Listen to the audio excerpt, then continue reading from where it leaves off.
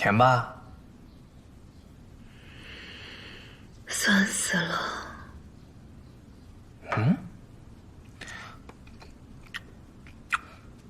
明明是甜的。哼，是老板你心酸，所以吃什么都酸。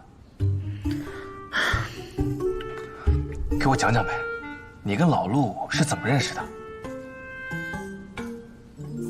想听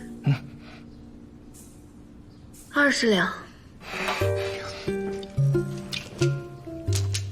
50两，不用找了。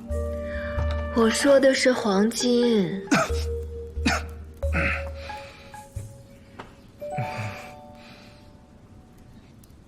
也罢，今日店里没什么客人，我也没有什么事情要忙，就同你讲讲吧。我和他是在11年前认识的。 那是我们见的第一面。劳烦福伯相送了。啊，先生言重了。先生能亲自教导少爷画艺，是李府的荣幸。那天出门，我穿了自己最漂亮的裙子，可惜摔了一跤，裙子脏了，脸也花了，肯定很丑。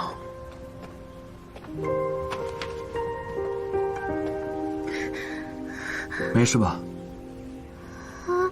但他没嫌弃我，还把我送回了家。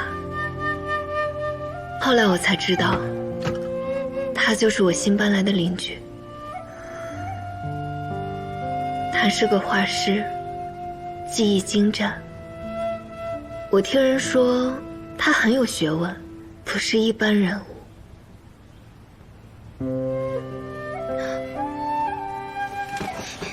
他不爱吃饭，2日也吃不上一顿，瘦的骨头都要凸出来了。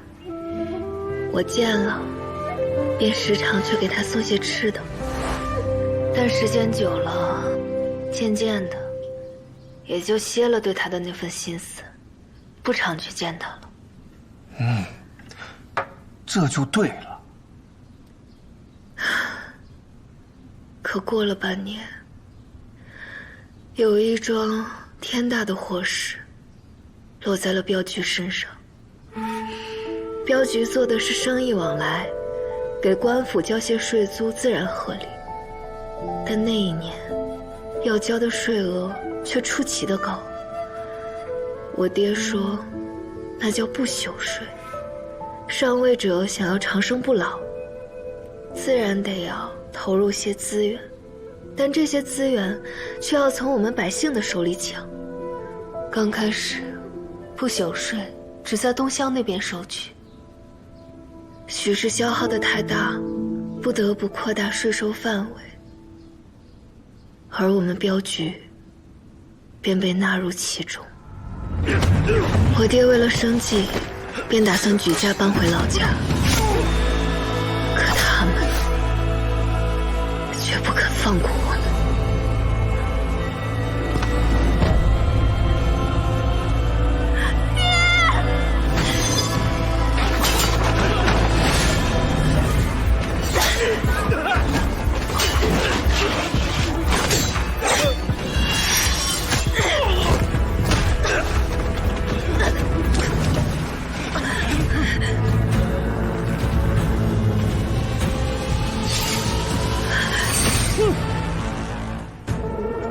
以为自己没救了，可他出现了。我自幼习武，会走路的时候就开始练刀了。我拼了命也打不过的那群人，他一招就杀了。我甚至都没有看清他的招式。自那时起，我就知道他不是个凡人。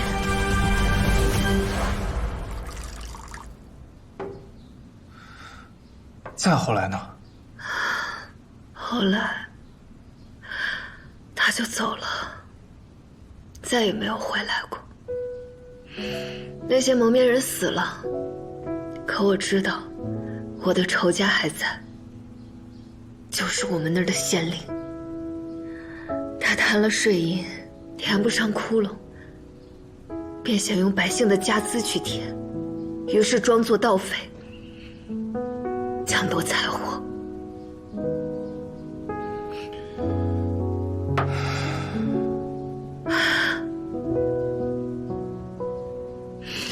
那一夜后，家里除了我，就只剩下一个小厮和喂马师傅，就是现在的小二和厨子。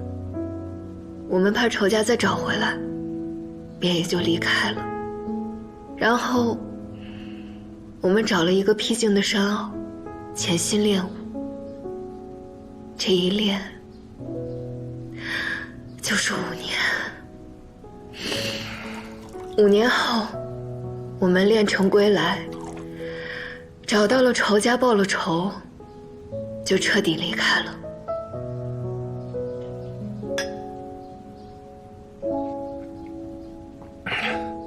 然后就在这儿开了平安客栈。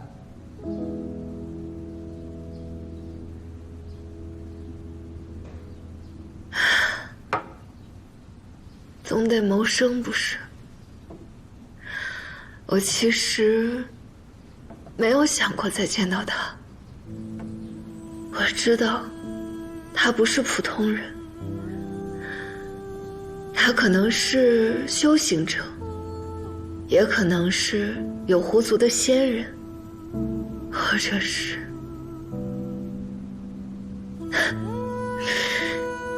已经不重要了。我知道我们不是一路人，注定也没什么结果。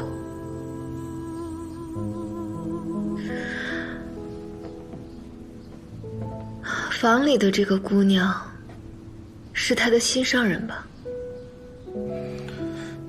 为什么这么说？刚刚他抱她进来的时候，看起来很紧张，眼神里有怜惜，还有心疼。我们相识一场，镖局上下对他这个邻居也算得上和善，可就算我全家被屠，也没有见过他这个眼神。也许吧，应该是喜欢的。